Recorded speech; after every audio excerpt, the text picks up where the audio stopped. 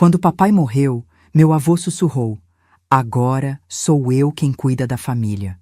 As chamas que consumiram aquele motel anos depois queimavam menos que as cicatrizes que ele deixou em minha alma de menina.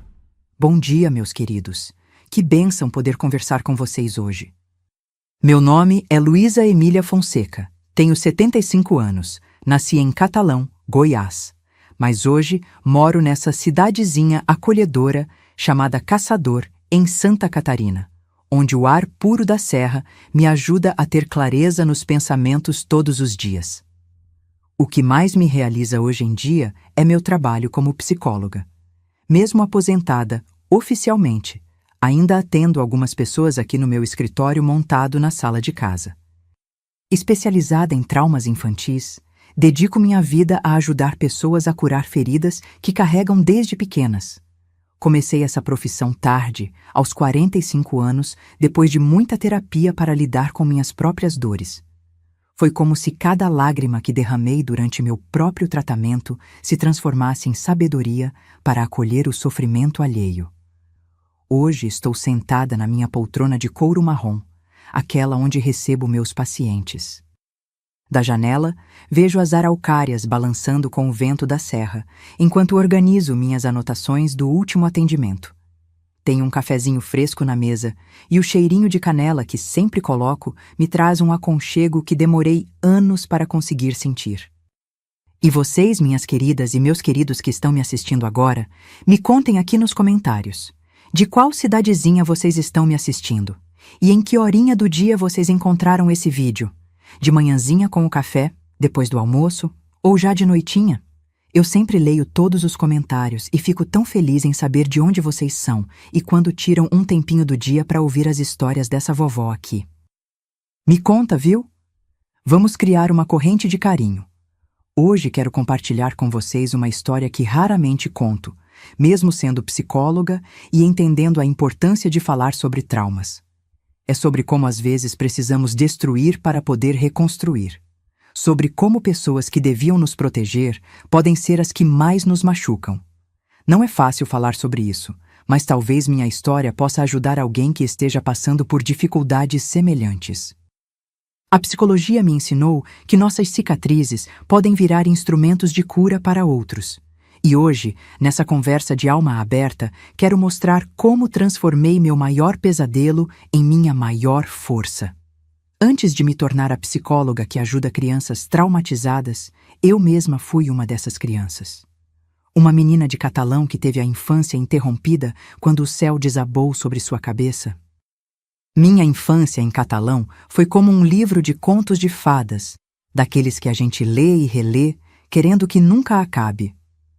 Nasci em 1950, filha de Inácio Fonseca, professor de História no Colégio Estadual João Neto, e Dulce Alvarenga Fonseca, costureira que tinha um pequeno ateliê nos fundos de casa. Éramos uma família simples, mas rica de afeto e valores. Além de mim, havia meus 2 irmãos, Teodoro, 4 anos mais velho, e Helena, 1 ano e meio mais nova. Nossa casa ficava na Rua das Acácias, uma ruela tranquila com casas coloridas e quintais grandes.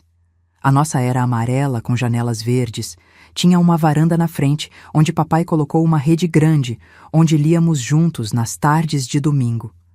O quintal tinha um pomar pequeno mas farto, pés de goiaba, manga, jabuticaba e um limoeiro que minha mãe dizia ser milagreiro, pois dava limões o ano inteiro para os remédios caseiros que ela preparava. As manhãs começavam cedo, com o cantar do galo do vizinho, seu Jeremias. Mamãe fazia um mingau de milho com canela, que era nosso café da manhã antes da escola. Papai, sempre elegante mesmo com suas roupas simples, nos levava até o grupo escolar Madre Natividade, onde estudei do 1º ao 4º ano. No caminho, ele nos ensinava sobre as plantas, os pássaros e contava curiosidades históricas sobre Catalão. Luizinha, ele dizia, a história não está só nos livros. Está nas ruas, nas casas, nas pessoas. E me mostrava as marcas que os bandeirantes deixaram na nossa região, os casarões antigos, as igrejas com suas histórias. Como eu amava aquelas pequenas aulas particulares no trajeto para a escola. Depois das aulas, eu ajudava a mamãe no ateliê. Ela me ensinou a costurar desde os 7 anos. Começou com pontos simples, depois me mostrou como fazer bainhas, pregar botões, até que aos 10 anos eu já conseguia fazer pequenos consertos nas roupas. As clientes adoravam me ver trabalhando ao lado dela. Diziam que eu tinha mãos de fada, como minha mãe. Nas férias escolares, íamos para a fazenda da tia Eufrásia, irmã do meu pai, perto da Serra Dourada. Era um paraíso para nós, crianças da cidade. Tinha cavalos, vacas para ordenhar, galinhas para alimentar e um riacho de águas cristalinas onde pescávamos lambaris. À noite, sentávamos na varanda da casa de madeira para ouvir as histórias do tio Juvenal sobre o lobisomem, a mula sem cabeça e outros causos que nos faziam dormir abraçados uns aos outros, com medo, mas querendo ouvir mais. A festa mais esperada do ano era a Congada de Catalão, em outubro.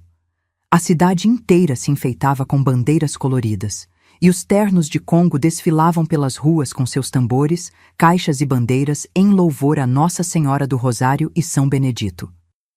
Papai nos explicava as raízes africanas daquela manifestação, o significado das danças, a importância de respeitar as tradições. Lembro dele me colocando nos ombros para eu ver melhor os dançarinos com suas roupas coloridas e chapéus enfeitados. Aquelas memórias são como fotografias coloridas que guardo no álbum do coração.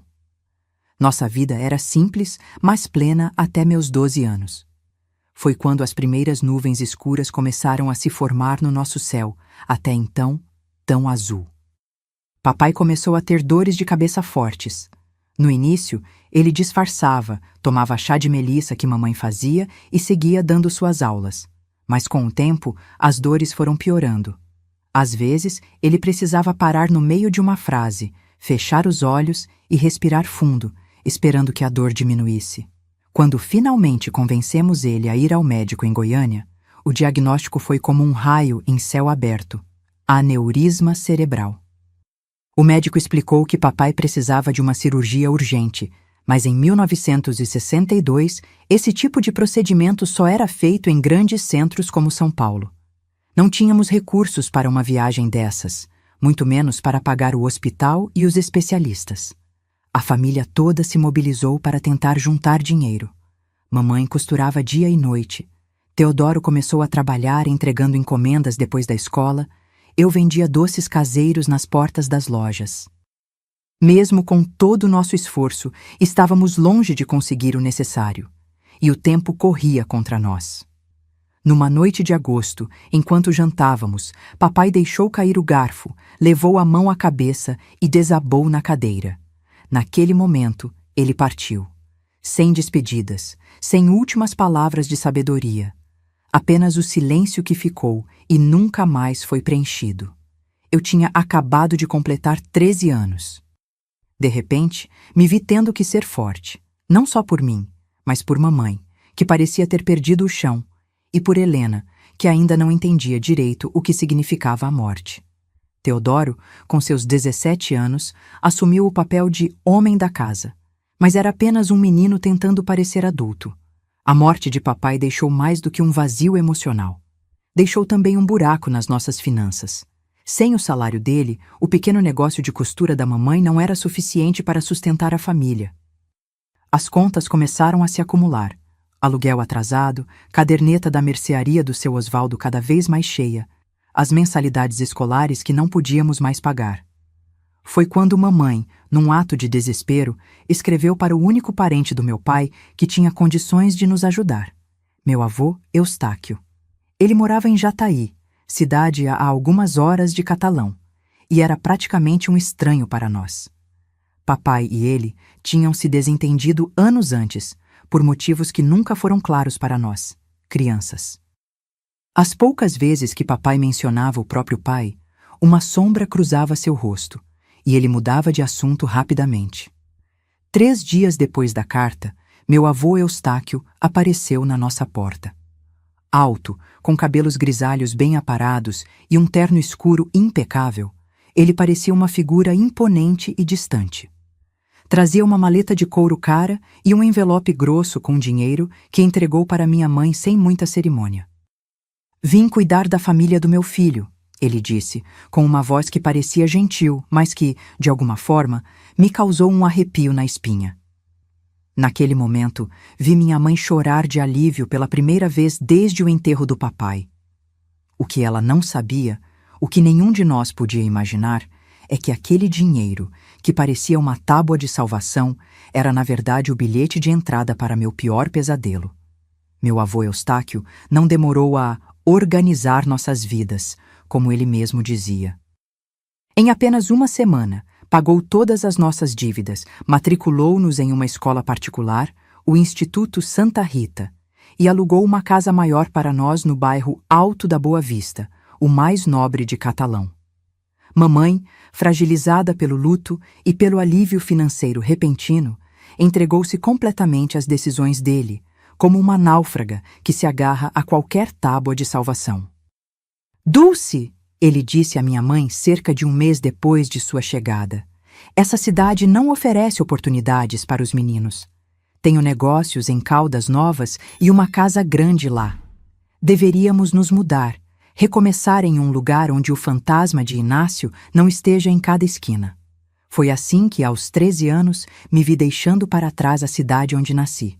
As amigas da escola, as tardes ajudando mamãe no ateliê, as histórias que papai contava sobre cada cantinho daquelas ruas. Cada objeto que embalávamos nas caixas de papelão parecia carregar um pedaço da minha infância que ficaria para trás. Caldas Novas era muito diferente de Catalão. Conhecida por suas águas termais, era uma cidade que começava a se transformar em ponto turístico, com hotéis e pousadas surgindo por toda parte. Nossa nova casa ficava numa área afastada do centro, uma construção grande e moderna, com 3 quartos no andar de cima, e no térreo, um escritório onde vovô passava horas trancado, falando ao telefone e anotando números em cadernos que guardava a chave. São negócios importantes, ele explicava vagamente quando alguém perguntava. É assim que garanto o futuro de vocês. Nos primeiros meses, a mudança parecia ter sido positiva. Mamãe estava mais tranquila sem a pressão das dívidas. Teodoro conseguiu um emprego de meio período como auxiliar de escritório em um dos hotéis, e Helena e eu fomos matriculadas no colégio Nossa Senhora das Graças. Até ganhei um vestido novo para o primeiro dia de aula, algo que não acontecia há muito tempo. Foi durante nosso 4º mês em Caldas Novas que notei as primeiras mudanças no comportamento do meu avô em relação a mim. Pequenos gestos que, isolados, poderiam parecer inocentes. Um elogio sobre como eu estava ficando mocinha. A mão que demorava um pouco mais no meu ombro ao me cumprimentar. O jeito como seus olhos me seguiam quando eu atravessava a sala. A princípio, pensei que estava imaginando coisas, até aquela sexta-feira, quando tudo começou a mudar de verdade. Era início de julho, férias escolares. Mamãe tinha ido visitar uma amiga que havia conhecido na igreja. Teodoro estava trabalhando. E Helena tinha ido à casa de uma colega da escola para fazer um trabalho de ciências. Eu estava sozinha em casa, lendo um livro na varanda, quando meu avô chegou mais cedo do que o habitual. Luizinha, ele disse, usando o apelido que só meu pai usava, o que me causou um estranho desconforto. Preciso da sua ajuda com uns documentos. Venha comigo até o escritório. Seguiu, sem desconfiar de nada. No escritório, ele fechou a porta e me mostrou algumas pastas. Estou organizando os papéis da família, explicou. Quero que conheça os negócios para quando for mais velha. Enquanto me mostrava alguns documentos, começou a falar sobre meu pai. Inácio nunca teve visão para negócios, comentou. Por isso vocês passaram dificuldades. Mas você... E aqui, ele tocou meu rosto de um jeito que me fez congelar. Você parece ter herdado minha inteligência, não a dele. Recuei instintivamente, e ele sorriu de uma forma que não alcançava seus olhos. Não tenha medo de mim, Luizinha. Sou seu avô. Estou aqui para cuidar de você. Naquela noite, não consegui dormir. Havia algo nos olhos dele, no tom de sua voz, que me deixava inquieta. Contei para Helena, que dividia o quarto comigo, mas ela disse que eu estava imaginando coisas, que vovô era só um velhinho carinhoso. Na semana seguinte, ele me chamou novamente ao escritório. Dessa vez, disse que precisava me mostrar um dos seus empreendimentos, para que eu entendesse de onde vinha o dinheiro que nos sustentava. Amanhã é sábado, ele falou. Vamos fazer uma pequena viagem. Não conte para sua mãe. Quero fazer uma surpresa para ela depois. No sábado de manhã, entrei no carro dele, um Ford Galaxy preto reluzente.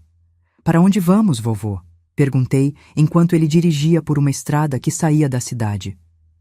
Um lugar especial, respondeu apenas, com aquele meio sorriso que havia se tornado familiar e cada vez mais perturbador. Após cerca de 30 minutos de viagem, entramos numa estradinha de terra que levava até uma construção escondida entre árvores. Um letreiro discreto dizia: Recanto do Viajante, privacidade e conforto. Era um conjunto de pequenas cabanas separadas umas das outras por jardins bem cuidados, cada uma com uma garagem individual que impedia que se vissem os carros estacionados. O que é isso, vovô? Perguntei, mesmo já sentindo um frio na barriga. Mesmo com 13 anos, eu já tinha ouvido falar de motéis, lugares onde casais iam para ter privacidade. É um dos meus negócios, ele explicou com naturalidade estudada. Um lugar para viajantes descansarem. Tenho um quarto especial aqui, onde guardo documentos importantes. Vou te mostrar. Estacionou o carro numa das garagens e me conduziu até a cabana número 5. Quando abriu a porta, vi um quarto típico de motel. Cama grande, espelhos nas paredes, luz indireta avermelhada, um frigobar no canto. Nada de documentos ou escritório. Vovô, falei, parando na porta, sem querer entrar. Não estou vendo nenhum documento aqui. Entre, Luizinha. Ele insistiu, segurando meu braço com força. Vou te explicar tudo lá dentro. O que aconteceu naquela cabana número 5 é algo que tentei, por anos, apagar da minha memória. Mas algumas feridas são profundas demais para cicatrizar completamente. Naquela manhã de sábado, enquanto os pássaros cantavam do lado de fora e o sol de julho entrava pelas frestas da persiana, conheci um tipo de dor que nenhuma menina deveria conhecer. Uma dor que não era apenas física, mas que penetrava até a alma, destruindo a confiança, a inocência, o senso de segurança que toda criança merece ter. Fica de costas agora que você vai sentir, ele sussurrou, com uma voz que não parecia mais a do meu avô, mas de um estranho, um monstro disfarçado de familiar. E eu senti como se estivesse sendo rasgada por dentro e por fora. Senti como se 1000 agulhas perfurassem não apenas meu corpo, mas minha dignidade, minha humanidade. Fechei os olhos com força e tentei me transportar para outro lugar. Imaginei que estava em Catalão, no quintal da nossa antiga casa, ouvindo papai contar histórias sobre as estrelas. Imaginei que as lágrimas que escorriam pelo meu rosto eram gotas de chuva numa tarde de verão. Mas a realidade era brutal demais para ser completamente escapada. Quando tudo acabou, ele me disse para tomar banho. Isso fica entre nós, falou, enquanto eu tremia debaixo do chuveiro, tentando inutilmente me limpar de uma sujeira que nenhuma água poderia lavar. Se você contar para alguém, sua mãe e seus irmãos voltarão para a miséria. É isso que você quer? No caminho de volta para casa, ele parou numa sorveteria e comprou um sorvete de morango para mim, meu sabor preferido. Não consegui comer. Meu estômago estava em nós, e cada respiração parecia um esforço monumental. Você é especial, Luizinha, ele disse, como se aquilo fosse um consolo, como se o que ele tinha feito fosse uma forma distorcida de afeto. As outras pessoas não entenderiam nosso relacionamento especial. As visitas ao Recanto do Viajante tornaram-se uma rotina terrível. Sempre aos sábados de manhã, quando mamãe estava na feira ou na igreja. Sempre com a mesma desculpa para me levar: documentos para organizar, negócios para aprender, lições sobre o futuro. E sempre a mesma frase sussurrada que se tornou o gatilho dos meus pesadelos por décadas. Fica de costas agora, que você vai... Na escola, comecei a me isolar. Minhas notas, que sempre haviam sido boas, despencaram. Não conseguia me concentrar nas aulas, não conseguia dormir à noite, mal conseguia comer. Emagreci tanto que minhas costelas ficaram visíveis, o que só fez mamãe se preocupar com minha saúde, sem jamais suspeitar do verdadeiro motivo do meu definhamento.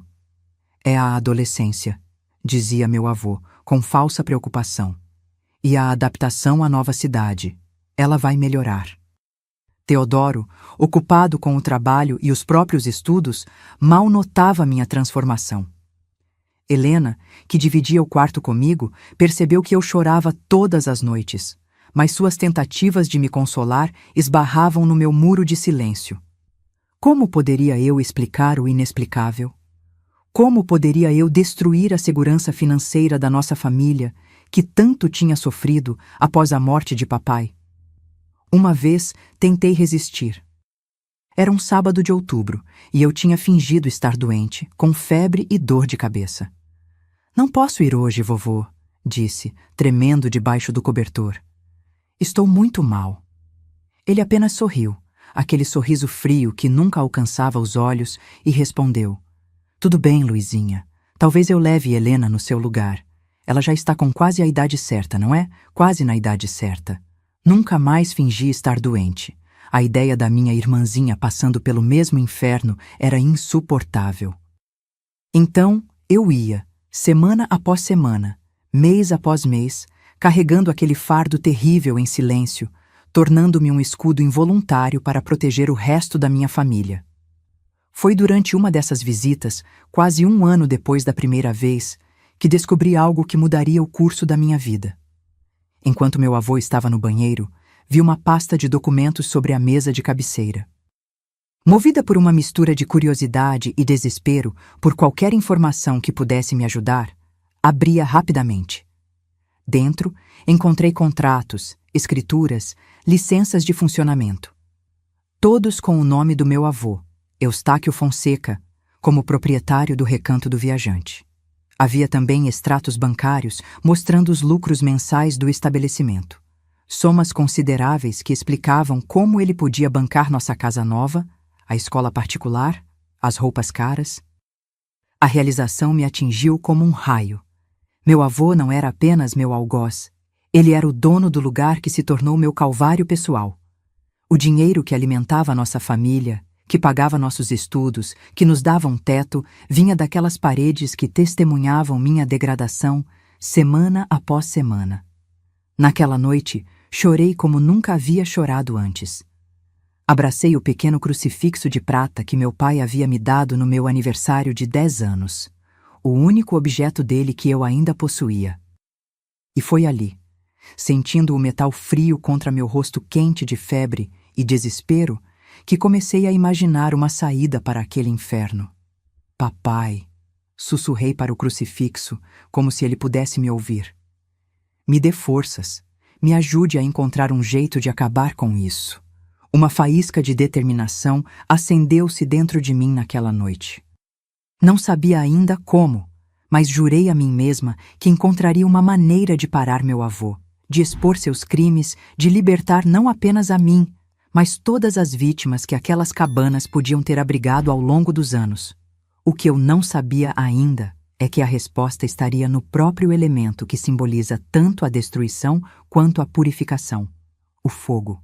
Os meses seguintes foram como viver num quarto escuro, onde cada sombra era uma ameaça e cada ruído me fazia tremer. O ritual dos sábados continuava, implacável como as estações. Verão, outono, inverno, primavera, as árvores ao redor do Recanto do Viajante mudavam suas folhas, mas meu destino parecia imutável como pedra. Aos 15 anos, eu já não era mais a menina alegre de Catalão. Meu corpo crescia, mas minha alma parecia encolher a cada visita àquele lugar. Na escola, tornei-me um fantasma, presente nas salas, mas ausente em espírito. Minhas antigas paixões, desenhar, ler, sonhar com viajar pelo mundo, foram substituídas por um único pensamento fixo: sobreviver até o próximo dia. A constante tensão me transformou fisicamente. Meu cabelo, antes brilhante, tornou-se opaco e começou a cair em tufos. Desenvolveu-se em mim um tique nervoso, um piscar incontrolável do olho esquerdo quando ficava ansiosa, o que acontecia praticamente o tempo todo. À noite, tinha pesadelos tão violentos que acordava Helena com meus gritos sufocados. "O que está acontecendo com você, Lu?" Ela me perguntava, abraçando-me na escuridão do quarto. "Por que não me conta?" Mas como explicar o inexplicável? Como compartilhar uma dor tão profunda que não existiam palavras em nosso vocabulário para descrevê-la? E pior, como arriscar que meu avô cumprisse sua ameaça de fazer com ela o que fazia comigo? Mamãe também notou minha transformação. Levou-me a médicos em Goiânia que receitaram vitaminas, tônicos, até calmantes. "Sua filha está sofrendo de nervosismo", diziam. "É comum em adolescentes." Nenhum deles jamais perguntou o que realmente estava me afligindo. Nenhum deles olhou além dos sintomas físicos para enxergar a alma despedaçada por trás deles. Meu avô, com sua crueldade calculada, encontrava formas de intensificar meu tormento. Começou a me levar a outras cabanas, não apenas a número 5. "Precisamos variar", dizia, como se estivesse falando de um restaurante ou um passeio. Cada nova cabana era um novo cenário para o mesmo pesadelo, uma nova memória traumática para acrescentar à minha coleção de horrores. Em uma dessas novas cabanas, a número 8, aconteceu algo que tornou minha situação ainda mais insuportável. Era um sábado de março de 1965. Eu já estava há quase 1 ano e meio sofrendo os abusos semanais. Naquele dia, ao chegar ao recanto do viajante, notei outro carro estacionado próximo ao Galaxy do meu avô. Um homem de meia idade conversava com ele do lado de fora da cabana. "Luizinha", meu avô me chamou. "Venha conhecer meu amigo Clemente. Ele é sócio em alguns dos meus negócios." Aproximei-me relutante, de cabeça baixa, sentindo o olhar do estranho me avaliar como se eu fosse mercadoria. Meu avô colocou a mão no meu ombro, apertando com força suficiente para me impedir de fugir. "Não é uma beldade a minha neta?" ele disse com um orgulho doentio na voz. "Certamente", respondeu o homem com um sorriso que me gelou até os ossos. "Você estava certo, Eustáquio. Ela é especial." Não entendi imediatamente o que estava acontecendo. Só quando meu avô me empurrou para dentro da cabana e o homem nos seguiu, fechando a porta atrás de si, a realidade me atingiu com uma clareza terrível. Meu avô ia compartilhar sua propriedade com outro predador. "Não, vovô", supliquei, as lágrimas já escorrendo pelo meu rosto. "Por favor, não." "Calma, Luizinha", ele respondeu, com aquela falsa doçura que eu já conhecia tão bem. "O Clemente só quer conhecer você melhor. É um amigo importante. Precisamos dele para nossos negócios." O que se seguiu foi uma tortura ainda pior do que todas as anteriores. 2 monstros em vez de 1. 2 vozes sussurrando ordens, 2 pares de mãos deixando marcas invisíveis na minha alma. Fechei os olhos e me transportei para longe, para um lugar onde não existiam cabanas, nem motéis, nem avós, nem amigos de negócios. Um lugar onde eu era apenas uma menina de 15 anos, inocente e inteira. Quando tudo acabou e voltamos para casa, eu estava em pedaços, não apenas emocionalmente, mas também fisicamente. Dores que não havia sentido antes, um sangramento que não parava. Tranquei-me no banheiro por horas, tentando estancar o sangue, chorando em silêncio para que ninguém ouvisse. Helena bateu na porta preocupada. "Lu, você está bem? Está aí há tanto tempo?" "Estou", menti com a voz embargada. "Só estou indisposta. Coisas de mulher." Naquela noite, a febre veio. Alta, violenta, como se meu corpo estivesse em chamas. Delirei, chamando por meu pai, implorando que ele me salvasse.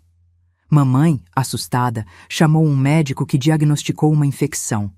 Receitou antibióticos e repouso. Meu avô fingiu preocupação, sentando-se ao lado da minha cama, segurando minha mão diante dos outros. "Vai ficar tudo bem, minha querida", dizia ele, enquanto seus olhos me enviavam uma mensagem clara. Isso é o que acontece quando você não colabora. A febre passou, mas algo dentro de mim havia mudado. Uma fagulha de raiva começou a crescer, misturando-se ao medo e à vergonha. Comecei a entender que meu avô não tinha limites, que a situação só pioraria com o tempo. Que talvez um dia ele decidisse que Helena também era especial. Foi nesse ponto que comecei a pensar seriamente em escapar. Economizei cada centavo que conseguia, moedas esquecidas em bolsos, trocados de compras, até uma nota de 5 cruzeiros que encontrei na rua. Escondia o dinheiro dentro do forro de um ursinho de pelúcia velho, planejando juntar o suficiente para uma passagem de ônibus para qualquer lugar longe dali. Mas para onde eu iria? Quem acreditaria em mim? E como poderia abandonar minha mãe e meus irmãos à mercê daquele monstro? O peso da responsabilidade era esmagador para uma adolescente de 15 anos. Tentei encontrar ajuda na escola. Havia uma professora, Dona Matilde, que ensinava literatura e sempre me olhava com preocupação genuína. Um dia, depois da aula, ela me chamou para conversar. Luísa, ela disse suavemente, percebo que algo está errado. Você era uma aluna brilhante e agora mal consegue se concentrar. Está cada dia mais magra, com olheiras profundas. Pode confiar em mim se precisar de ajuda. Por um momento, pensei em contar tudo. As palavras subiram até minha garganta, prontas para saltar para a liberdade. Mas então me lembrei das ameaças, das consequências. E mais, quem acreditaria que um homem respeitado na cidade, um empresário bem-sucedido, seria capaz de tamanha monstruosidade? Estou bem, professora, respondi, engolindo o grito de socorro que queria dar. Só não tenho dormido bem. Dona Matilde não insistiu, mas me deu um livro. Talvez isso ajude nas suas noites de insônia, disse ela. Era uma coletânea de poesias de Cora Coralina, poeta goiana que escrevia sobre superação e resiliência. Aquele livro se tornaria meu refúgio nas noites mais sombrias. Abril chegou, e com ele uma mudança na rotina do meu avô. Ele começou a passar mais tempo no motel durante a semana, não apenas aos sábados. Os negócios estão crescendo, explicava a minha mãe. Estamos reformando algumas cabanas, melhorando as instalações. Foi durante uma dessas reformas que o destino colocou em minhas mãos a chave para minha libertação. Meu avô, orgulhoso das melhorias, decidiu me levar para ver as obras numa terça-feira após a escola. Quero que você veja como estamos progredindo, disse ele com aquele entusiasmo doentio. Afinal, um dia tudo isso será seu. A ideia de herdar aquele lugar de pesadelos me causou um nó no estômago, mas fui, como sempre, sem opção. Ao chegarmos, ele me mostrou as cabanas renovadas, com um entusiasmo perverso. Veja os novos chuveiros, as camas mais confortáveis, o sistema de som ambiente. Falava como se estivesse mostrando um hotel de luxo, não um antro de abusos. Numa das cabanas em reforma, a número 3, notei vários galões de produtos químicos empilhados num canto. Thinner, querosene, removedores de tinta, solventes. O que é isso tudo, vovô? Perguntei, tentando soar casual. Material para a reforma, ele explicou, distraído com detalhes da nova decoração. Solventes para remover o papel de parede antigo, querosene para limpar as manchas do piso de madeira.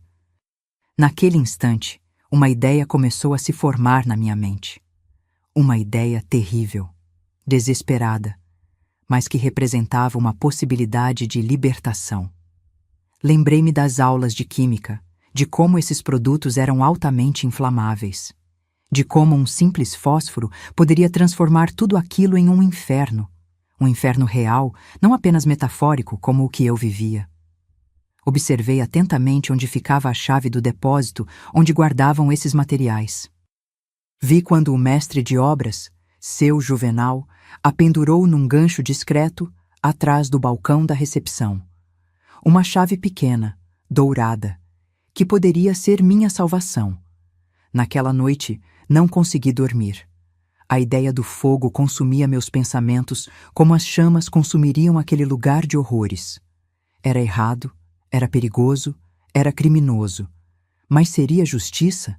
Nas minhas mãos trêmulas de adolescente, pesava a decisão mais difícil que alguém poderia enfrentar: destruir para reconstruir. Queimar para purificar. E se alguém se ferisse? E se o fogo saísse do controle? Eu poderia viver com essa culpa? Passei a noite inteira em vigília, pesando as possibilidades, calculando os riscos, buscando alternativas. E quando o sol nasceu, trazendo um novo dia, eu havia tomado minha decisão. Não sabia ainda exatamente como, mas sabia que o fogo que por tanto tempo queimou dentro de mim, consumindo minha infância e minha inocência, em breve encontraria expressão nas chamas que consumiriam o recanto do viajante. Maio chegou com um calor incomum para aquela época do ano em Caldas Novas. Um calor que parecia refletir o fogo que crescia dentro de mim. Não mais apenas de dor e vergonha, mas agora também de uma determinação feroz. Durante semanas, observei a rotina do motel, memorizei horários, estudei o movimento de hóspedes e funcionários. A cada visita forçada, gravava mentalmente mais detalhes: a localização dos extintores de incêndio, a disposição das saídas, os momentos de menor movimento. Em meu caderno escolar, disfarçados como anotações de aulas, registrei tudo. Entre equações matemáticas, escondi os horários da troca de turnos dos funcionários. Nas margens dos textos de história, desenhei pequenos mapas das cabanas. Ninguém jamais suspeitaria que aquele caderno surrado guardava os planos de uma garota de 15 anos para destruir o império de perversão do próprio avô. O estopim, o momento exato que serviu como gota d'água, aconteceu num sábado à tarde, o dia 15 de maio de 1965, uma data que ficaria marcada a ferro em minha memória. Naquela manhã, meu avô me buscou mais cedo que o habitual. "Temos um compromisso importante hoje", disse ele, com aquele sorriso frio que eu já conhecia tão bem. Algo em seu tom de voz, um entusiasmo doentio, fez meu estômago revirar mais que o normal.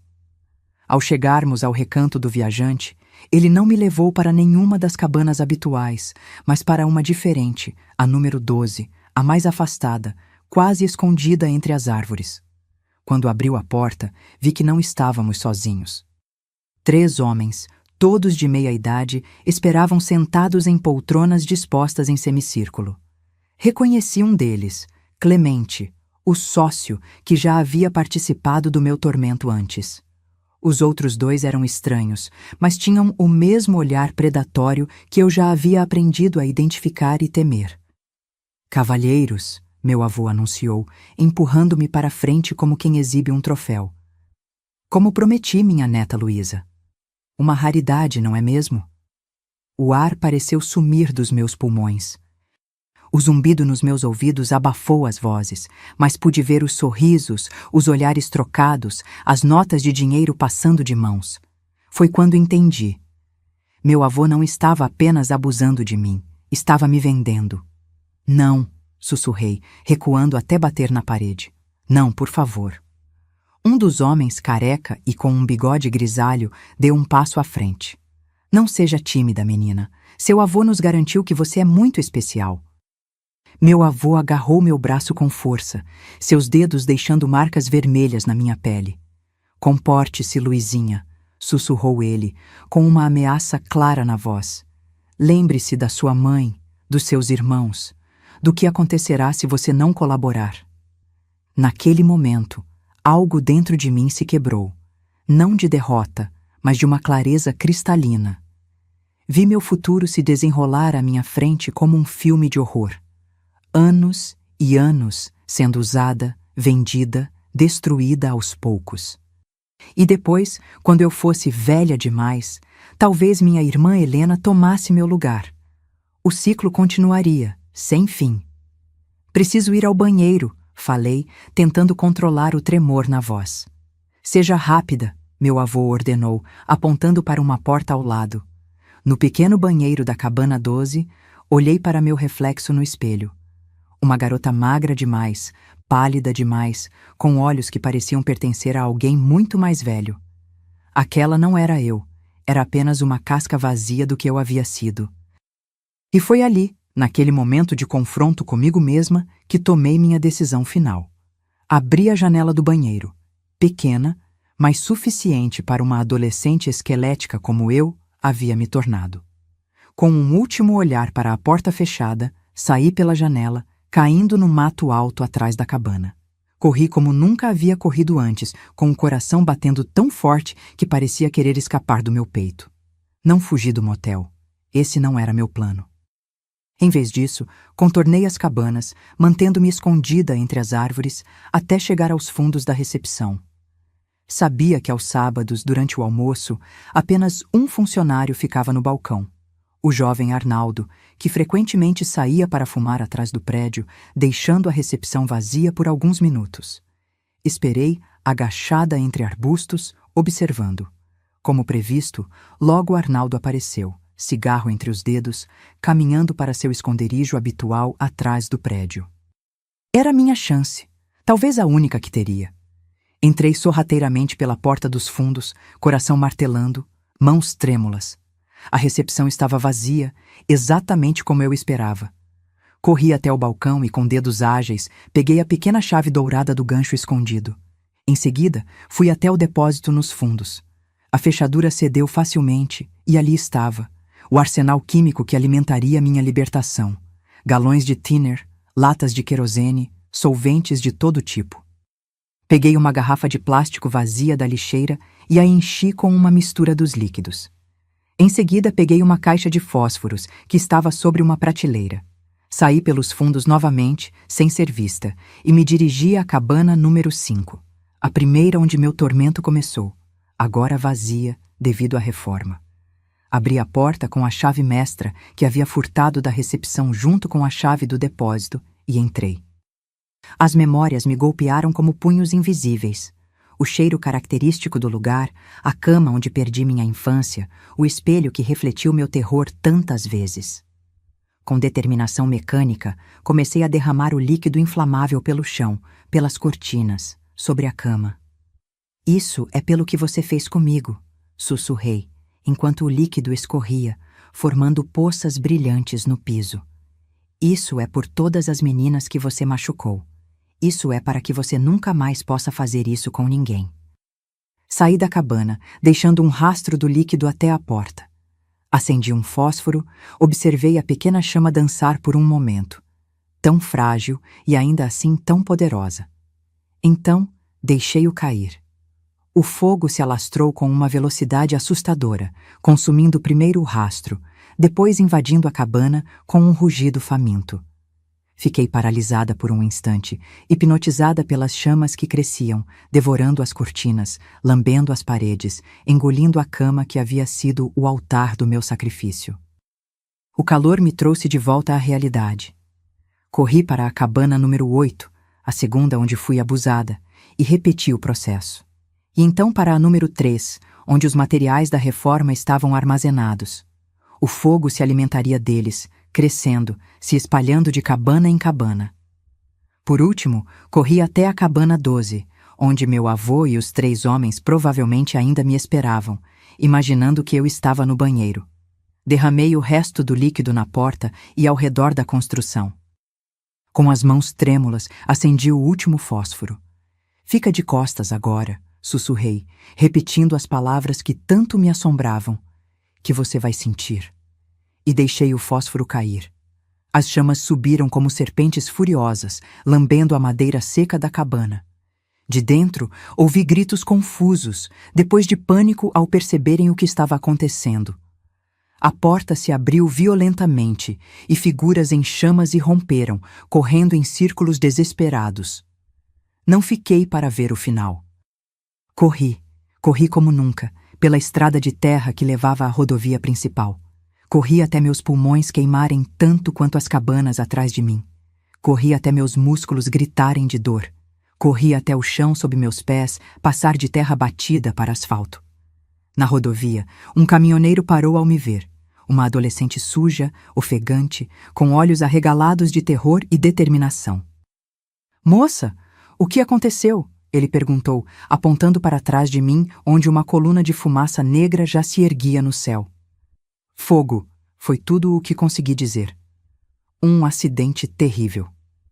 Ele me ofereceu carona até a cidade, sem fazer mais perguntas.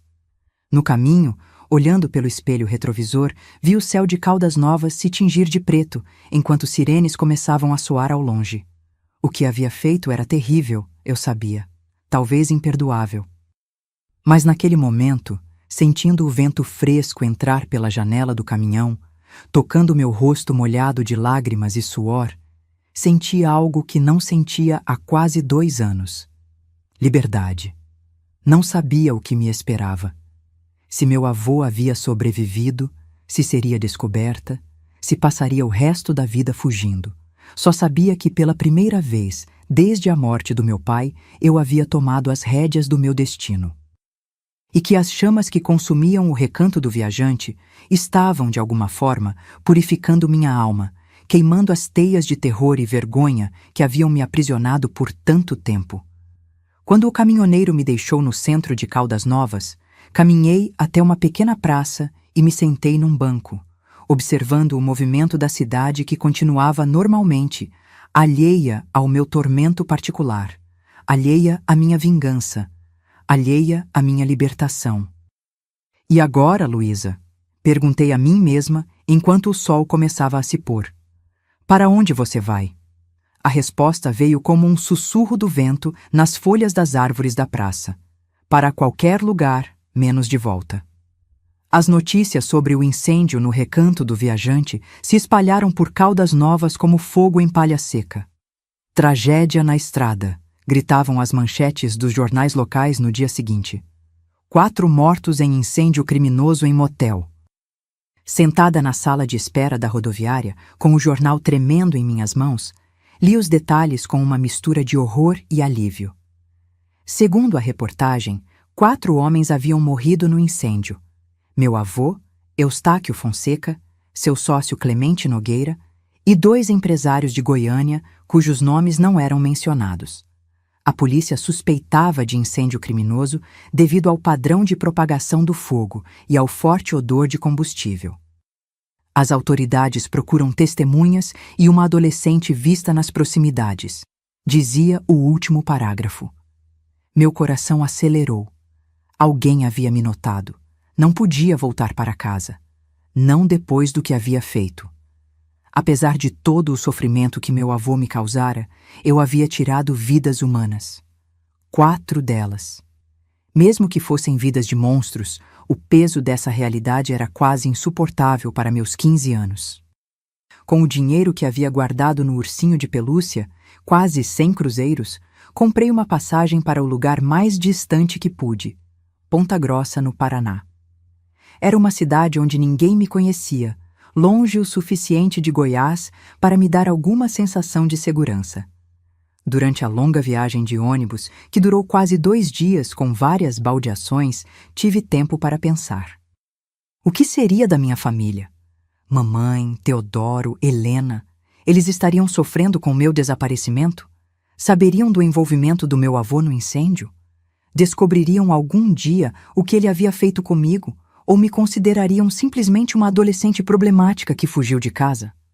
Essas perguntas me atormentaram por centenas de quilômetros, enquanto observava a paisagem do Brasil Central se transformar gradualmente nas araucárias do sul.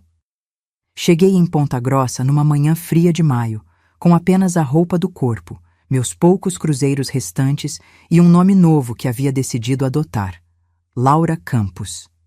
Tinha que deixar Luísa Fonseca no passado, pelo menos por enquanto.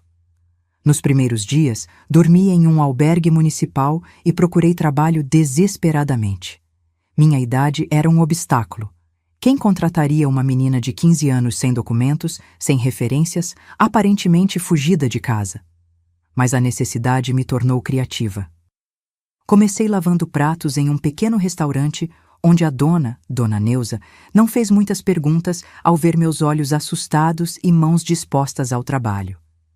Todo mundo tem seu segredo, menina, ela disse simplesmente. O importante é seguir em frente. Dona Neuza era uma mulher de meia idade, viúva, com uma filha adulta que morava em Curitiba. Ela me permitiu dormir num quartinho nos fundos do restaurante em troca de ajuda na cozinha e na limpeza. O salário era pouco, mas suficiente para começar a reconstruir minha vida. As noites, porém, eram difíceis. Os pesadelos vinham sem falhar. O fogo, os gritos, o rosto do meu avô se contorcendo em chamas. Acordava suando frio, sufocando gritos para não alarmar Dona Neuza. Durante o dia, qualquer barulho alto me fazia pular. Um homem com voz semelhante à do meu avô me deixava paralisada de medo. O simples cheiro de querosene, usado para limpar o fogão, me causava náuseas instantâneas. Depois de 3 meses em Ponta Grossa, quando já começava a me adaptar à nova vida, recebi o primeiro golpe do destino. Uma manhã, vi meu rosto no jornal local, uma foto antiga da escola sob a manchete: Polícia de Goiás procura adolescente desaparecida após incêndio fatal. Meu corpo inteiro gelou. A matéria dizia que eu era procurada não como suspeita, mas como possível vítima de sequestro ou algo pior. A teoria das autoridades era que o incêndio poderia estar relacionado a uma rede de exploração de menores e que eu poderia ter sido uma vítima que escapou ou foi levada durante o caos. A família da menor, residentes em Caldas Novas, implora por informações sobre seu paradeiro, dizia o texto. Havia até uma declaração da minha mãe. Queremos apenas saber que nossa filha está bem. Se alguém a viu, por favor, entre em contato. Chorei ao ler aquelas palavras. Mamãe estava sofrendo e eu era a causa. Mas como voltar? Como explicar o que havia acontecido sem revelar a verdade sobre o avô, sem me incriminar pelo incêndio? Naquela mesma tarde, tomei a decisão que mudaria mais uma vez o curso da minha vida. Escrevi uma carta. Não contei toda a verdade, não podia, mas disse o suficiente. Querida mamãe, estou bem e segura. Não posso voltar agora, e talvez não possa por muito tempo. Há coisas sobre o vovô Eustáquio que você não sabe, coisas terríveis demais para colocar nesta carta. Um dia, quando for mais seguro, contarei tudo. Por favor, cuide de Helena e Teodoro. Diga a eles que os amo. E saiba que, mesmo longe, você está sempre no meu coração. Com amor, sua filha. Enviei a carta para um endereço em Goiânia, pedindo a um contato de Dona Neuza que apostasse de lá, para dificultar meu rastreamento. Não sei se essa carta chegou às mãos da minha mãe, mas escrever aquelas palavras me deu alguma paz. 6 meses após minha chegada a Ponta Grossa, Dona Neuza me apresentou a um casal idoso que frequentava seu restaurante, Olga e Danilo Bueno. Eles eram professores aposentados, sem filhos, e procuravam alguém para ajudar na casa e fazer companhia. Ofereceram-me um quarto, refeições e a oportunidade de voltar a estudar em troca de ajuda com as tarefas domésticas. Você tem olhos de quem precisa de uma chance, disse Olga, segurando minhas mãos entre as suas. E nós temos uma casa grande demais para 2 velhos. Assim começou a segunda fase da minha nova vida. Olga descobriu rapidamente que eu não tinha documentos adequados e, sem fazer perguntas sobre meu passado, usou seus contatos como ex-diretora escolar para resolver a situação. Laura Campos, ela disse um dia, entregando-me uma certidão de nascimento. Nascida em Ponta Grossa, filha de pais falecidos em um acidente. Minha sobrinha neta, que veio morar conosco. O documento era falso, claro, mas parecia autêntico o suficiente para me permitir frequentar a escola e, eventualmente, conseguir trabalhos legítimos. Com os Bueno, encontrei mais do que um abrigo, encontrei uma família. Eles me tratavam com um respeito e carinho que eu mal lembrava ser possível. Danilo, com sua paciência infinita, me ajudava com as lições de matemática e ciências. Olga, percebendo meu interesse por leitura, me apresentou a sua vasta biblioteca pessoal. Os livros nos mostram outros mundos, ela dizia, mas também nos ajudam a entender o nosso próprio. Foi nos livros de psicologia da biblioteca de Olga que comecei a compreender o que havia passado.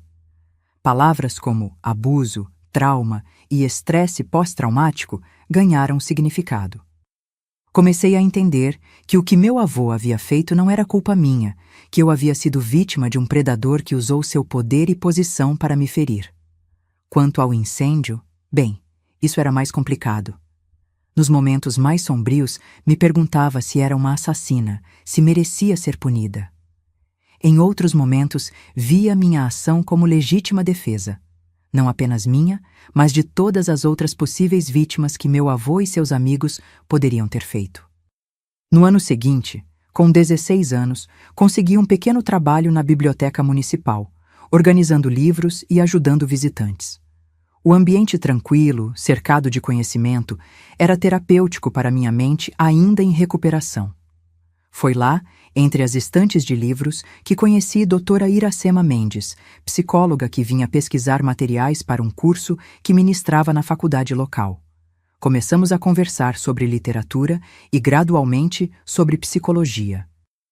Ela percebeu minhas cicatrizes emocionais antes mesmo que eu mencionasse qualquer coisa sobre meu passado.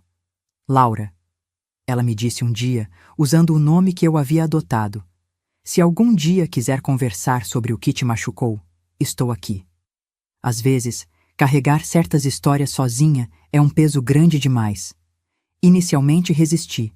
O medo de ser descoberta, julgada ou até presa pelo incêndio era paralisante. Mas aos poucos, em conversas cautelosas, comecei a falar sobre uma amiga que havia sofrido abusos e buscado uma saída drástica. Dra. Iracema entendia o jogo, mas respeitava meu ritmo e meus disfarces.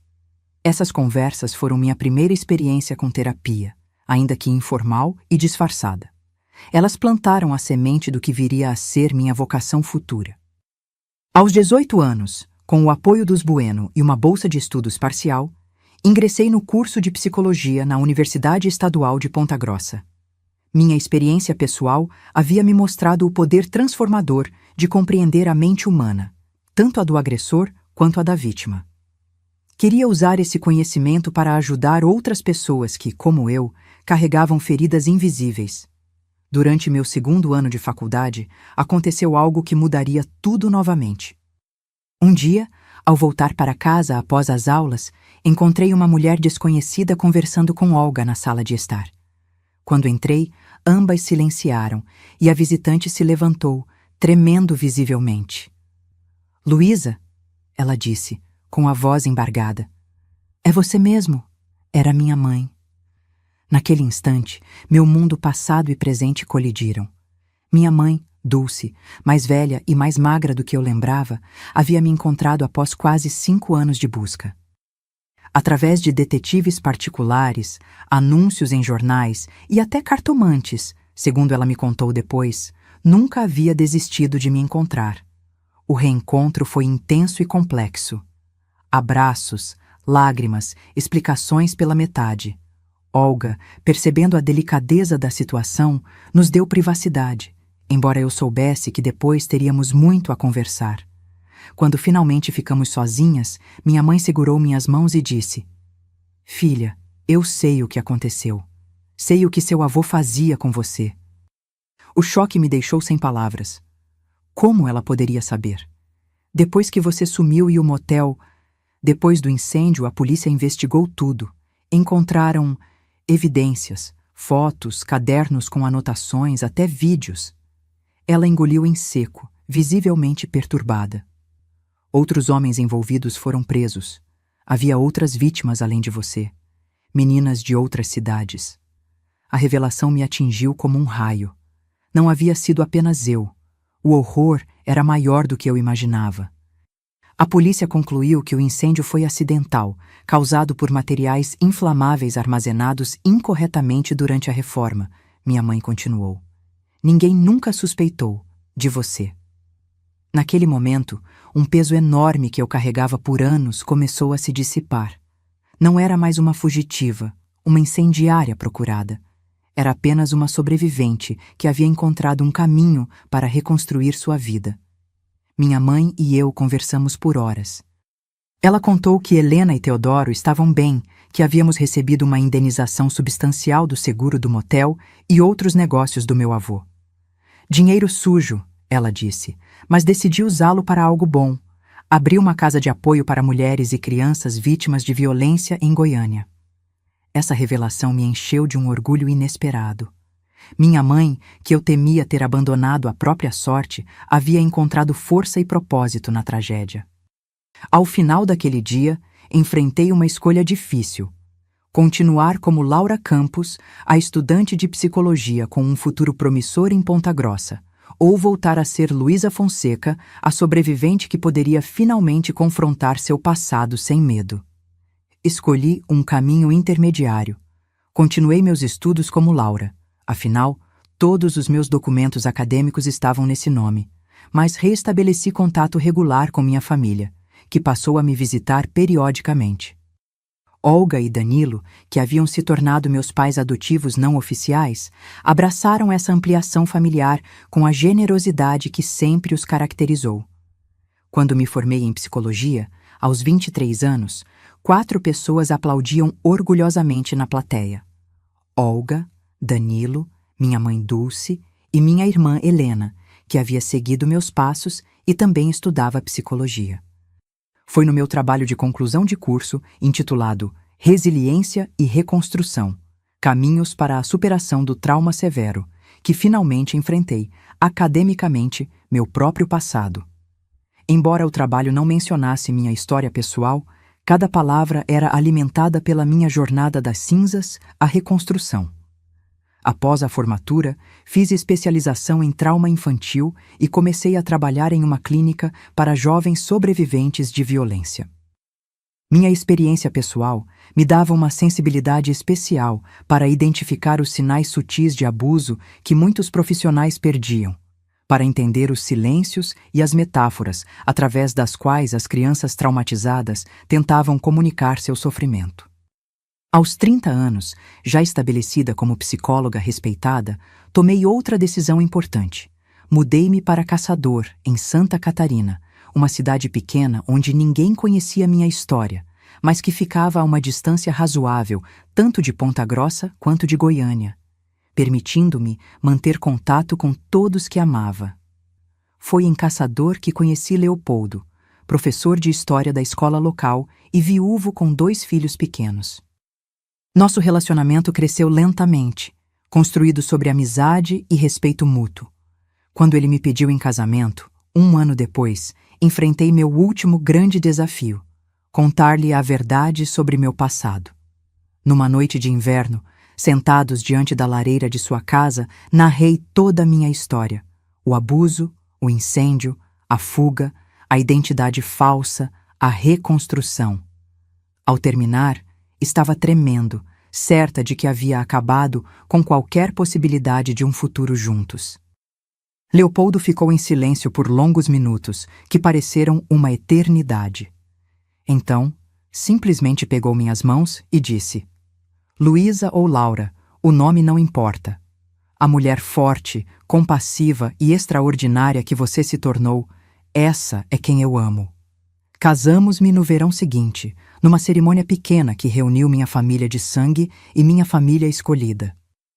Tornei-me mãe dos filhos de Leopoldo, Renato e Camila, e mais tarde tivemos nossa própria filha, Olívia, batizada em homenagem a Olga, que já havia partido, mas cujo legado de bondade e sabedoria eu queria perpetuar.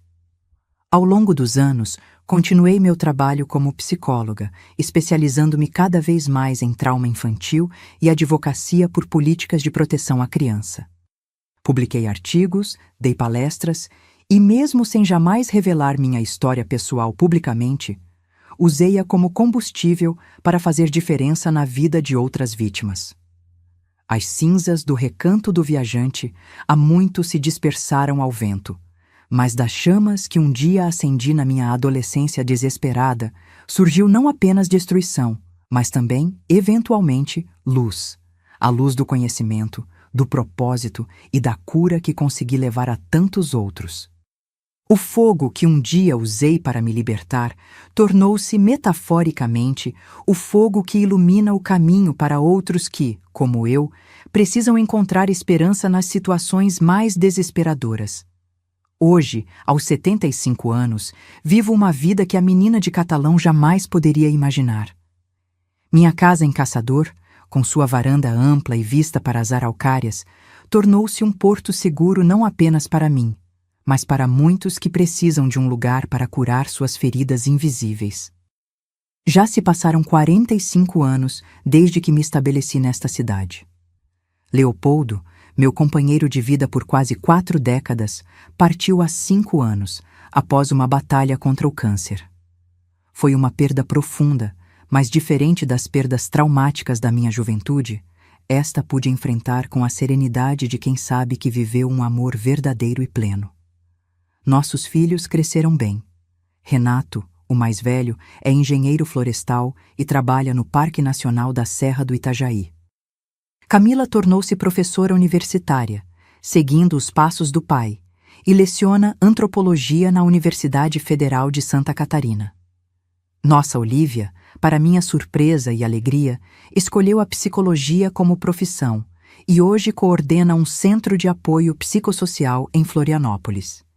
Entre os 3, me deram 6 netos maravilhosos, que enchem minha casa de barulho e alegria quando vêm me visitar nas férias. Mesmo aposentada, oficialmente, ainda mantenho um pequeno consultório em casa, onde atendo 2 ou 3 pacientes por semana. Geralmente casos especiais que outros profissionais me encaminham, sabendo da minha experiência com traumas complexos. São principalmente adolescentes e jovens adultos que sofreram abusos ou violências similares às que enfrentei. Quando esses jovens chegam até mim, olhos baixos, ombros curvados, carregando fardos pesados demais para sua idade, vejo reflexos da menina que fui. E quando, após meses ou anos de terapia, vejo esses mesmos jovens endireitarem a postura, encontrarem sua voz e começarem a reconstruir suas vidas, sinto que o ciclo se completa. A dor que um dia me consumiu agora alimenta a cura de outros. Minha rotina diária é tranquila e estruturada, algo que valorizo imensamente depois dos anos de caos e incerteza da minha juventude. Acordo cedo, com o primeiro canto dos pássaros. Faço uma caminhada leve pela vizinhança, cumprimentando os vizinhos que já conhecem bem a doutora Laura, como ainda sou chamada profissionalmente. Volto para o café da manhã preparado com calma, geralmente acompanhado pela leitura do jornal local ou um bom livro. As manhãs são dedicadas aos meus poucos pacientes, ou, quando não há consultas, à escrita do meu segundo livro sobre abordagens terapêuticas para sobreviventes de traumas infantis. O primeiro, publicado há 10 anos, tornou-se referência em muitas universidades. Às tardes, geralmente reservo para meu trabalho voluntário no Abrigo Nova Esperança, uma instituição que ajudei a fundar há 25 anos para crianças em situação de vulnerabilidade.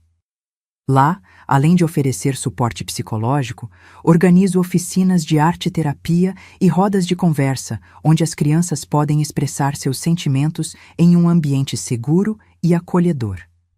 Minha conexão com a família biológica se manteve ao longo dos anos. Mamãe, minha querida Dulce, nos deixou há 8 anos, aos 91, após uma vida dedicada à proteção de mulheres e crianças vulneráveis. Sua casa de apoio em Goiânia se expandiu para 3 unidades e virou uma ONG respeitada nacionalmente. Helena, minha irmã, assumiu a direção após a partida de mamãe e continua o trabalho com a mesma dedicação. Teodoro seguiu carreira na advocacia, especializando-se em direito familiar, e é hoje juiz em Brasília, sempre atento a casos envolvendo abusos e violência doméstica. Nos reunimos pelo menos uma vez por ano, geralmente no Natal, alternando entre nossas casas. Nesses encontros, as histórias do passado doloroso raramente vêm à tona. Não por tabu ou negação, mas porque aprendemos a honrar nossa jornada sem deixar que ela defina nosso presente. Preferimos celebrar nossas conquistas, nossas famílias, o bem que conseguimos extrair das cinzas da tragédia.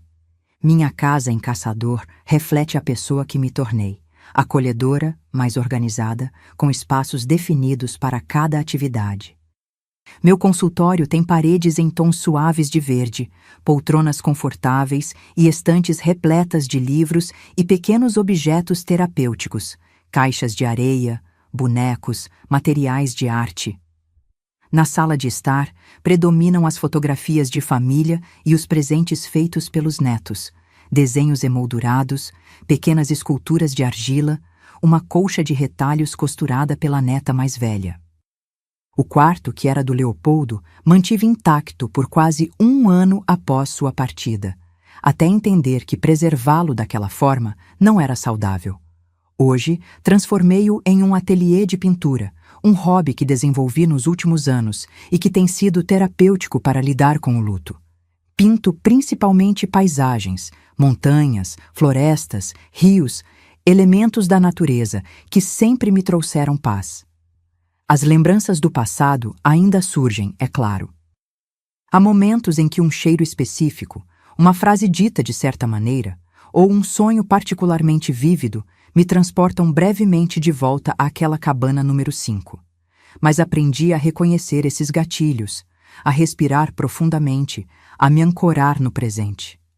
O fogo, curiosamente, nunca mais me causou medo. Na verdade, acendo a lareira nos invernos frios de caçador com uma tranquilidade que surpreenderia a menina que um dia fui. Talvez porque entendi que o fogo, como tantas coisas na vida, não é inerentemente bom ou mau. É uma força que pode destruir, mas também pode aquecer, iluminar, transformar. Minha identidade formal para o mundo continua sendo Laura Campos. É o nome que consta nos meus diplomas, na minha carteira profissional, nas dedicatórias dos meus livros. Mas em família, entre aqueles que conhecem minha história completa, sou Luísa. A menina de Catalão que sobreviveu ao inimaginável e se reconstruiu das cinzas, como uma fênix. Há dias em que me pergunto o que teria acontecido se eu não tivesse agido daquela forma desesperada naquele 15 de maio de 1965. Se haveria outro desfecho possível, se a justiça oficial teria funcionado. Não tenho respostas, apenas a consciência de que fiz o que parecia impossível não fazer naquele momento, com os recursos emocionais e psicológicos que uma adolescente traumatizada possuía. O que sei com certeza é que a jornada desde então, a fuga, o recomeço, o retorno gradual à minha identidade, a construção de uma vida dedicada a ajudar outros sobreviventes, me ensinou que somos mais fortes e resilientes do que podemos imaginar. Que as cicatrizes, embora nunca desapareçam completamente, podem se tornar marcas de honra que contam a história da nossa sobrevivência. E talvez o mais importante, aprendi que nosso passado, por mais doloroso que seja, não precisa determinar nosso futuro. Que sempre há possibilidade de recomeço, de cura, de transformação. Essa é a mensagem que levo aos meus pacientes, aos jovens do abrigo e a qualquer um que precise ouvir que sim, há vida. Uma vida boa, plena e significativa, mesmo depois da mais profunda escuridão. Meus queridos, cheguei até aqui compartilhando com vocês os capítulos mais difíceis da minha história. Do porão escuro daquele motel às chamas que me libertaram. Da fuga desesperada à reconstrução paciente de uma nova vida. Para quem está passando por situações semelhantes àquela que vivi, quero dizer, não existe um manual de sobrevivência para o inferno. Cada um encontra seu próprio caminho para a luz. O meu foi dramático e definitivo como o fogo que consumia aquele lugar de pesadelos. O seu pode ser diferente. Aprendi que a idade não define nossa força, mas sim nossa capacidade de recomeçar cada dia. Aos 15 anos, achei que estava destruindo minha vida ao fugir. Não sabia que estava apenas começando uma nova jornada. Minhas rugas são mapas de sobrevivência, cada uma conta uma história de dor superada. Quando olho no espelho hoje, não vejo a menina assustada da cabana número 5, mas a mulher que ajudou centenas de outras vítimas a encontrarem sua voz. A vida me ensinou que até na escuridão mais profunda, nossa luz interior nunca se apaga. Mesmo quando meu avô e seus amigos tentaram apagar minha humanidade, uma faísca persistia. A mesma que incendiou o recanto do viajante e, posteriormente, iluminou meu caminho como psicóloga. O tempo não cura todas as feridas, mas nos ensina a viver com elas e ainda assim sorrir. As noites em que acordo suando frio, lembrando daquelas palavras que ele me falava, são cada vez mais raras. E quando vêm, sei como acolhê-las sem deixar que me definam. Descobri que somos mais fortes do que imaginamos, especialmente quando pensamos que não aguentamos mais. Naquela janela do banheiro da cabana 12, eu era apenas uma adolescente desesperada. Não imaginava que aquele salto para o desconhecido me levaria à Ponta Grossa, aos Bueno, à psicologia e, finalmente, a uma vida de propósito em Caçador. Se você está me assistindo e carrega feridas parecidas, saiba que em cada lugar há pessoas como Dona Neuza, Olga, Danilo ou Doutora. Iracema. Almas boas prontas para estender a mão quando mais precisamos. Nem todos os homens são como meu avô Eustáquio. Há muitos como Leopoldo, que amam não apesar das nossas cicatrizes, mas com profundo respeito por nossa jornada de superação. Meus queridos, antes de me despedir, tenho um pedido do coração. Se minha história te tocou, inscreva-se no canal agora e ative o sininho. Apenas 1% dos espectadores chegam até aqui, e você é um deles. Nos comentários, deixe a palavra luz. Só quem assistiu até o fim sabe como encontrei luz após tanta escuridão. Faça isso agora. Cada inscrição ajuda outras pessoas a descobrirem que existe esperança, mesmo nos momentos mais difíceis.